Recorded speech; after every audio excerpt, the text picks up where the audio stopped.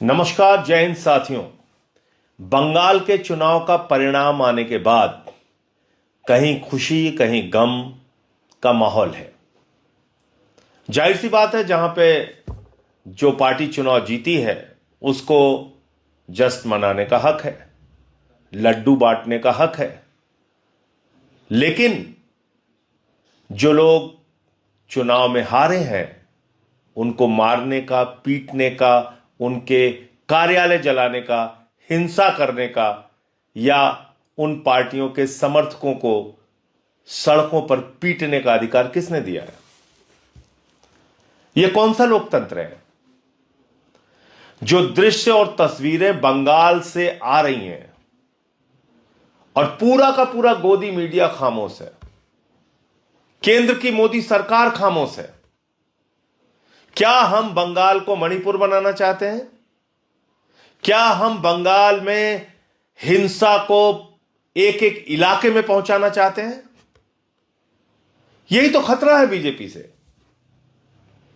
Bharatiya Janata party जिन क्षेत्रों में उसका उदय होता है वहां हिंसा का उदय होता है, गुंडागर्दी का उदय होता है, लोगों के अधिकारों को कुचलने की शुरुआत होती है।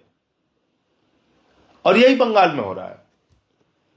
और आप देखिए कि पूरा का पूरा गोदी मीडिया खामोश है, केंद्र की मोदी सरकार खामोश है। अब वो केंद्रीय सुरक्षा बल दिखाई नहीं दे रहे हैं, अब वो चुनाव आयोग कहीं दिखाई नहीं दे रहा, उसकी सख्ती कहीं दिखाई नहीं दे रही है।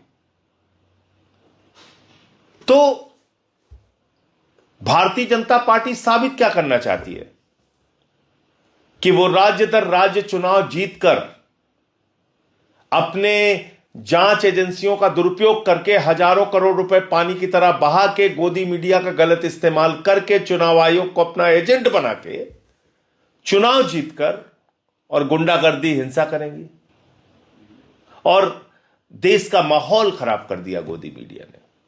आपको रणनीति बनानी पड़ेगी कि कैसे चुनाव निष्पक्ष हो इस देश के अंदर, कैसे लोकतंत्र के अंदर अपनी भागीदारी जनता ईमानदारी से सुनिश्चित कर सके। आप देखिए, तमिलनाडु में एक सीट मिली है बीजेपी को, सिर्फ एक सीट, क्योंकि वहां जानते थे कोई धांधली करेंगे तो पकड़े जाएंगे। केरल में 3 सीट मिली है क्योंकि जानते थे वहां धांधली करेंगे तो पकड़े जाएंगे। तो उन राज्यों में इन्होंने कुछ नहीं किया। तो आपके पास, जैसा मैंने कहा कि कई तरह के ऑप्शन हैं, कई तरह के विकल्प खुले हुए हैं। एक विकल्प ये भी है कि इन सब परिस्थितियों को देख के आप आंख पर पट्टी बांध के चुपचाप घरों पर बैठ जाइए, या फिर सड़कों पर निकलकर इनके खिलाफ आवाज उठाइए, सोशल मीडिया के जरिए आवाज उठाइए, या फिर आप कुछ ना कुछ तो 10 मिनट देश के बारे में सोचिए और क्या बेहतर कर सकते हैं वो सोचिए। अगर आपको लगता है कि इस प्रकार की हिंदू मुसलमान की राजनीति, हिंसा की राजनीति, जातियों के बीच में भेद पैदा करने की राजनीति अच्छी है देश के लिए, तो फिर ठीक है, फिर तो जैसा चल रहा है वैसे चलेगा। आप बेरोजगारी की मार झेलते रहेंगे, किसानों को उनके फसल का दाम नहीं मिलेगा, अग्निवीर की योजना के जरिए आपका हक मारा जाएगा, देश के चंद पूंजीपतियों के हाथ देश का सौदा किया जाएगा, काला धन लूट लूट के इस देश से लोग फरार हो जाएंगे। ये तो होता रहेगा, महंगाई आसमान पे जाएगी, और इन सब के बावजूद ये बताया जाएगा कि महामानव है, महामानव है, महामानव है, और उसके राज में आप चुप रहिए और खुश रहिए, निराश नहीं हुए, घर नहीं बैठे, ये नहीं माना कि हमको गुलामी का ही जीवन जीना है।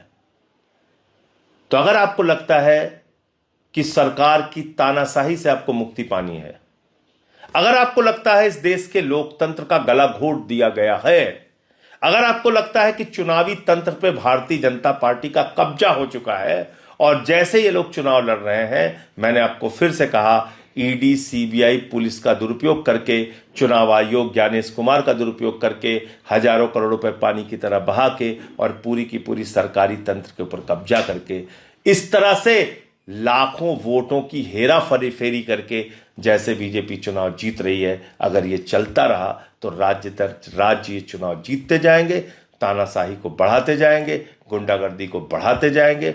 और अगर आपको इनकी तानाशाही के खिलाफ लड़ना है तो सड़क से लेकर संसद तक आवाज उठानी पड़ेगी और पहली आवाज तो होनी चाहिए लोकतंत्र को बचाने के लिए, चुनाव को बचाने के लिए, निष्पक्ष चुनाव देश के अंदर कराने के लिए। जय हिंद।